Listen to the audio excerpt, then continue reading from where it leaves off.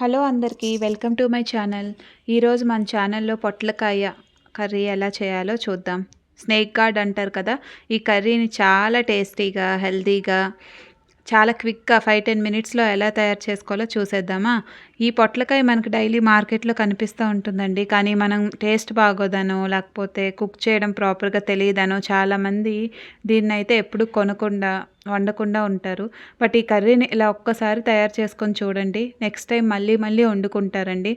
ఈ వెజిటబుల్ విషయానికి వస్తే ఇది డయాబెటీస్ వాళ్ళకి ఒక వరమని చెప్పుకోవాలి. చాలా రిచ్ ఇన్ ఫైబర్ అండి.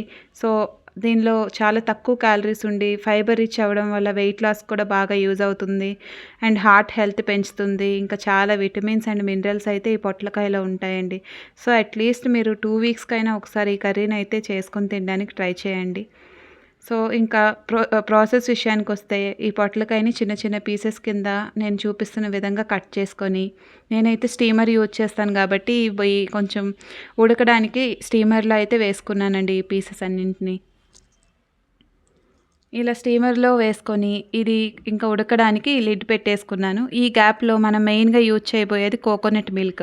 ఈ కొబ్బరి పాలు కోసం అయితే నేను కొబ్బరి చిప్పని తీసుకొని చిన్న చిన్న పీసెస్ కింద తీసేసుకొని అందులో వాటర్ వేసుకొని ఇలా మీకు చూపిస్తున్న విధంగా తిప్పుకొని కోకోనట్ మిల్క్ అయితే తీస్తున్నానండి క్లాత్లో. సో ఇలా ఒకసారి తీసిగా వచ్చింది కదా పీచు, దాన్ని మళ్ళీ ఒకసారి తిప్పితే కంప్లీట్ కోకోనట్ మిల్క్ అయితే మనకు వస్తాయి. ఎందుకంటే ఇది వేస్ట్ చేయలేం కాబట్టి 2 టైమ్స్ తిప్పుకోవాలి. సో ఈ విధంగా కంప్లీట్ కోకోనట్ మిల్క్ మనం తీసుకునే ప్రాసెస్లో మీరు చూస్తుంటే పొట్లకాయ 5-10 మినిట్స్లో అయితే ఉడికిపోతుందండి మీడియం ఫ్లేమ్లో పెట్టుకుంటే. సో అలా ఉడికిపోయిన తర్వాత అదే ప్యాన్ని నేను వాష్ చేసుకొని కొంచెం ఆయిల్ వేసుకొని అన్ని తాలింపు గింజలు ఉంటాయి కదా, ఆవాలు, జీలకర్ర, మినపప్పు, శనగపప్పు, కరివేపాకు వేసుకొని కొంచెం కలుపుకొని ఫ్రై చేసుకొని కొంచెం అది వేగగానే దానిలో ఒక 2 చీల్చిన పచ్చిమిరపకాయలు మరియు ఎండుమిర్చి కూడా మీకు నచ్చితే వేసుకోవచ్చు. నేనైతే ఇక్కడ స్కిప్ చేస్తున్నాను, పచ్చిమిర్చి వరకు వేస్తున్నాను. సో ఇలా పోపు దినుసులన్నీ కొంచెం గోల్డెన్ కలర్ వచ్చి వేగాక ఈ పొట్లకాయ పీసెస్ ఉన్నాయి కదా, ఆల్రెడీ ఉడికిపోయిన పీసెస్, వీటిని నేను దీనిలో వేసుకున్నానండి. అదేవిధంగా దీనిలో కొంచెం పసుపు, ఉప్పు వేసుకొని ఒక మీడియం ఫ్లేమ్లో ఒక 1 మినిట్ కలిపితే చాలు. ఎందుకంటే ఇవి ఆల్రెడీ ఉడికిపోయాయి కాబట్టి 1 మినిట్ మీరు తిప్పుకుంటే మొత్తం అన్నీ బాగా కలుస్తాయి.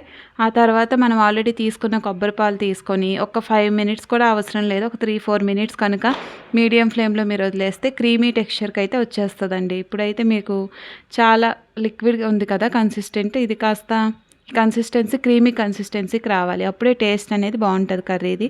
ఇలా చూపిస్తున్న విధంగా ఇంకా మనమైతే రెడీ టు సర్వ్ అండి. సో ఇది చాలా క్విక్గా అయిపోతుంది. ఒకసారి ట్రై చేసి మీకు ఎలా కుదిరింది దీన్ని చపాతీకి కానీ రోటీకి కానీ తిని చూడండి. Thank you for watching.